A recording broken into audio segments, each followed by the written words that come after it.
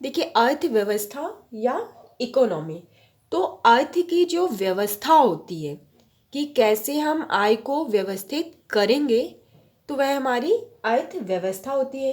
अब इसके अंतर्गत हमारा क्या आ जाता है? उत्पादन, उपभोग, वस्तुएं एवं सेवाएं।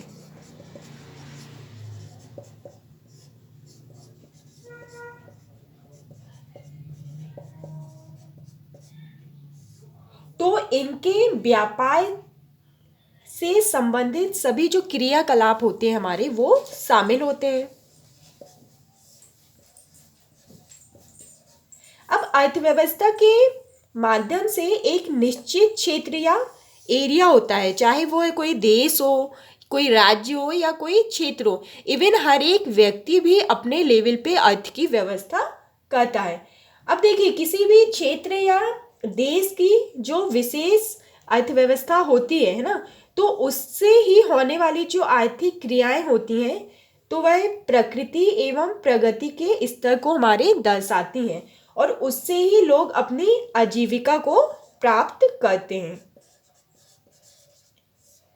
अब देखिए, चाहे वो कोई सामान्य व्यक्ति हो या कोई संगठन हो, कंपनी हो, सरकार हो, तो ये सभी अर्थव्यवस्था से हमारी संबंधित होते हैं। अब इन सबको प्रभावित करती हैं अर्थव्यवस्था हमारी, और इन सबसे भी प्रभावित होती है कि कैसे सरकार से या किसी वित्तीय संस्थान से, उत्पादक क्षेत्रों से या उपभोक्ताओं से कैसे हमारी अर्थव्यवस्था प्रभावित होगी, या अर्थव्यवस्था का इन सब पे क्या प्रभाव पड़ेगा, तो वो हम देखेंगे। तो अर्थव्यवस्था का जो हमारा एक बेसिक फ्रेमवर्क या जो ढांचा बनता है, तो सबसे पहले हम उसको समझेंगे आज।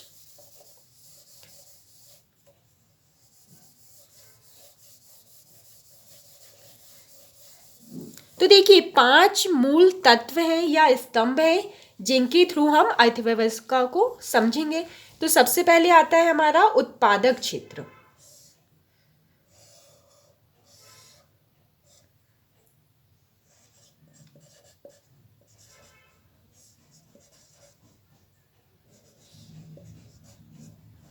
इसके बाद हमारा आता है उपभोक्ता वर्ग।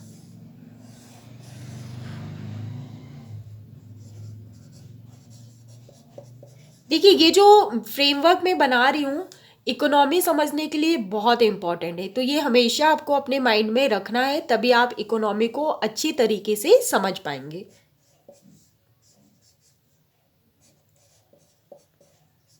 अब देखिए, उत्पादक क्षेत्र में हमारे कौन कौन से आ जाते हैं। एक आता है हमारा प्राइमरी क्षेत्र, जिसमें हमारा क्या होता है? कृषि होता है।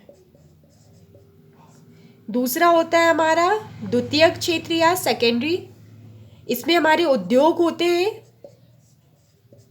और तीसरा होता है हमारा तृतीयक क्षेत्र, जिसमें हमारी सेवाएं आती हैं। ठीक है। अब उपभोक्ता वर्ग में हमारे कौन कौन से आ जाते हैं। एक आता है हमारा उच्च आय वर्ग,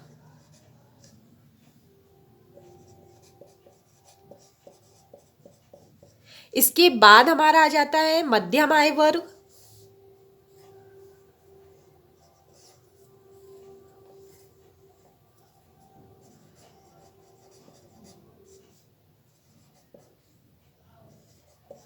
और तीसरा होता है हमारा निम्न आय वर्ग। तो ये तीनों हमारे आते हैं उपभोक्ता वर्ग में।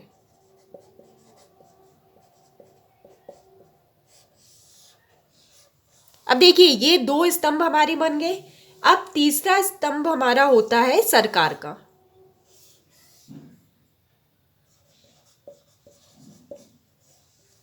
चौथा होता है हमारा वित्तीय संस्थान का।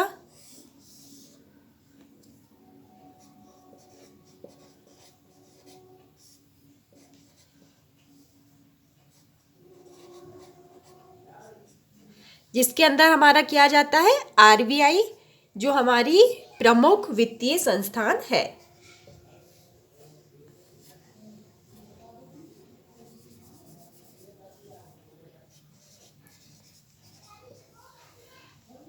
अब देखते हैं पांचवा स्तंभ हमारा क्या होता है। तो पांचवा स्तंभ हमारा क्या होता है?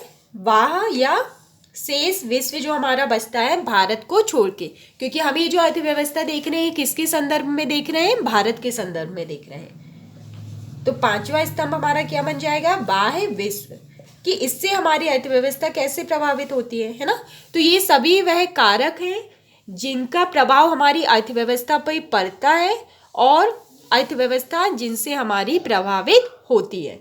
तो देखिए जो हमारा कृषि क्षेत्र होता है ना, तो इसमें हमारी कृषि होती है। तो ये हमारे कृषि क्षेत्र और जो उद्योग क्षेत्र होते हैं है ना, तो इनमें क्या होता है कि ये हमारे कैसे संसाधन है, भौतिक संसाधन है।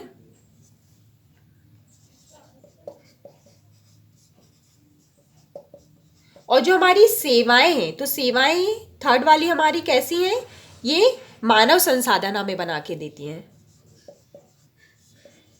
अब देखिए यदि अब सरकार का क्या काम है, उत्पादक क्षेत्र है ये, तो ये उत्पादन करेंगे। अब उत्पादन करेंगे तो इनका प्रमुख उद्देश्य क्या होता है यहाँ पे, कि इनके बीच की जो असमानता है, मतलब कि जैसे पहले देखते थे तो 50% कृषि का क्षेत्र होता था, कुछ उद्योग रहते थे और सेवाओं का क्षेत्र नहीं रहता था, है ना।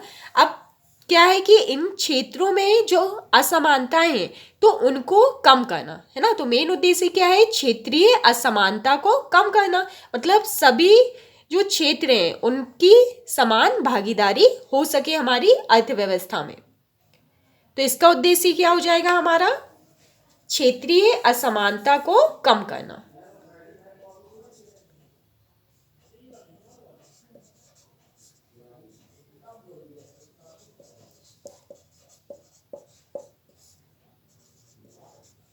अब देखिए इनके जो उत्पाद हैं, तो ये अपने उत्पाद या अपनी जो सेवाएं हैं ये किसको देंगे, उपभोक्ता को देंगे।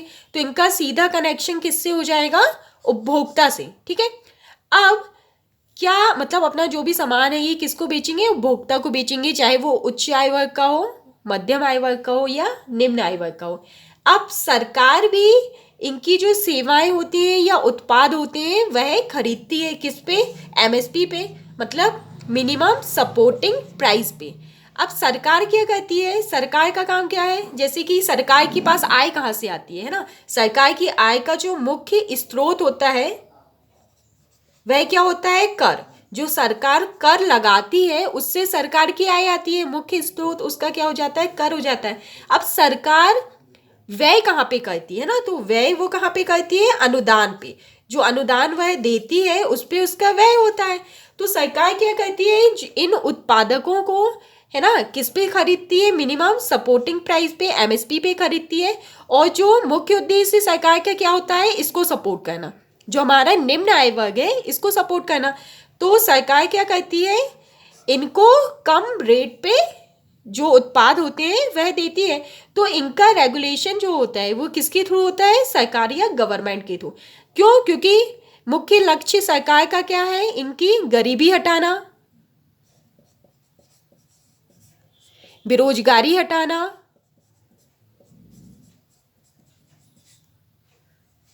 ठीक है, शिक्षा, आवास, स्वास्थ्य, महिला सशक्तिकरण बनाना, या विकलांग या जो वृद्धजन है उनको सपोर्ट करना, ठीक है। तो सरकार का पूरा ध्यान किस पे रहता है, निम्न आय वर्ग पे। अब हम बात करते हैं तो इससे क्या होता है कि सरकार इन सबको ऊंचे लेके आना चाहती है ना, क्योंकि उससे क्या होगा कि जो आय की असमानता है वो यहाँ पे कम हो जाएगी। जैसे हमने यहाँ पे क्या उद्देश्य कर रहे हैं कि क्या हमें करना है, क्षेत्रीय असमानता को कम करना है, वैसे ही यहाँ पे हमारा मुख्य उद्देश्य क्या होता है कि हम आय की असमानता को कम कर सकें।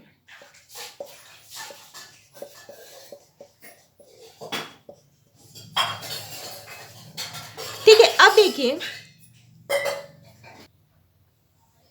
अब देखिए सरकार की जो आय है, ठीक है, तो सरकार कोई आय किससे हो रही है, कर से हो रही है। तो पहले हम देखेंगे कि कृषि क्षेत्र जो है हमारा, है ना, तो कृषि क्षेत्र में हमारा किया जाता है जैसे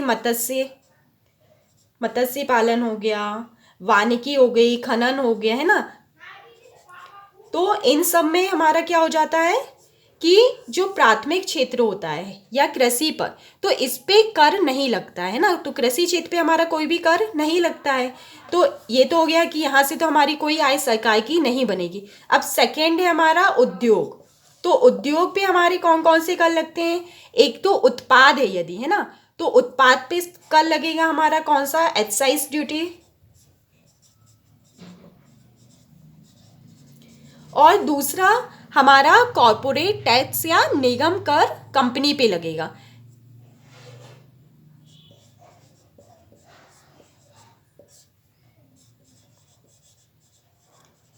अब देखिए कॉरपोरेट टैक्स जो होता है तो ये किस पे लगता है कि जो प्रॉफिट हुआ है किसी भी उत्पाद का, उस प्रॉफिट पे ये कर लगता है ना। जब कर हम पूरे देखेंगे साथ में टैक्सेस, तो उसमें हम इसको डिटेल में समझेंगे। ठीक है, तो अभी हम इतना देखते हैं। तो अब उद्योग पे हमारे कितने टैक्स लगे? 2। ठीक है, अब सरकार की जो आय रहती है तो सरकार के पास सबसे ज़्यादा पैसा किससे आता है? कॉरपोरेट टैक्स से ही आता है। अब तीसरा है हमारा सेवाएं। तो सेवाओं में जो कर था वो पहले नहीं लगता था, लेकिन बाद में देखिए सेवाएं में हमारा क्या जाएगा? सभी आ जाएगा, जैसे परिवहन है, संचार है, बैंकिंग है, बीमा, भंडारण, व्यापार, है ना। तो ये सारी चीज़ें हमारी किस में आ जाएंगी? सेवाएं में आ जाएंगी। तो सेवाओं में कर हमारा स्टार्ट हुआ था 1991 के बाद से, जब 88वां संविधान संशोधन हमारा हुआ था। उस समय भारत में सरकार किसकी थी? पीवी नरसिंह राव की सरकार थी। और उस समय हमारे जो वित्त मंत्री थे वह कौन थे? मनमोहन सिंह थे। तो इनका एक मॉडल भी आया था, राव मॉडल, है ना। और उस टाइम पे ही एलपीजी मॉडल भी हमारा आया था। तो अभी भी हमारा किस मॉडल पे अर्थव्यवस्था चलती है? एलपीजी मॉडल पे ही चलती है, क्योंकि उस समय मंदी का भी दौर था, है ना। तो बहुत सी चीज़ें हुई थी, वो हम आगे डिस्कस करेंगे। तो अब देखिए इसके बाद से हमारा सेवाओं पे कर लगना स्टार्ट हो गया है। लेकिन अभी जीएसटी जब से आया है तो उसमें हमारा क्या होता? सेवा वाला कर जो था वो हमारा कैसा था? अप्रत्यक्ष कर था। तो जीएसटी में क्या हुआ कि जो गुड्स पे लगता था, है ना, वस्तु पे जो कर लगता था और सेवा पे जो कर लगता था, इन दोनों को मिला के हमारा जीएसटी आ गया। तो अभी इसको जीएसटी में शामिल कर लिया गया है। अब दूसरा जो है आय हमारी, हमने उत्पादक क्षेत्र से तो देख ली कि सरकार की आय कैसे होगी। अब उपभोक्ता वर्ग से कैसे आती है? इनकम टैक्स से। यहाँ पे कौन सा कर लगेगा? हमारा इनकम टैक्स लगता है। और इनकम टैक्स हमारा किस पे लगता है? उच्च आय वर्ग पे। तो यहाँ से सरकार की आय कहाँ से आ गई? इनकम टैक्स से। तो जितने भी टैक्सेस लगते हैं उन सबसे हमारी सरकार के पास पैसा आता है। अब सरकार इस पैसे को खर्च कहाँ करती है? किसको सपोर्ट करने में? ये जो निम्न आय वर्ग है इसको सपोर्ट करने में, या बहुत सी योजनाएं ऐसी लेके आती है ना। तो योजनाओं के थ्रू इनको सपोर्ट करती है या अनुदान देके। अब इसके बाद सरकार का काम तो हो गया कि किसको सपोर्ट कर रही है, इससे माल ले रही है और इनको दे रही है। अब जो हमारी वित्तीय संस्थान है, तो वित्तीय संस्थान का रोल जो है वो उपभोक्ता वर्ग के साथ भी है हमारा और सरकार के साथ भी है। क्योंकि आरबीआई या और भी जो वित्तीय संस्थान है हमारी, जैसे नाबार्ड हो गई या इरडा, ट्राई, है ना, तो इन सब का काम क्या है कि ऋण देना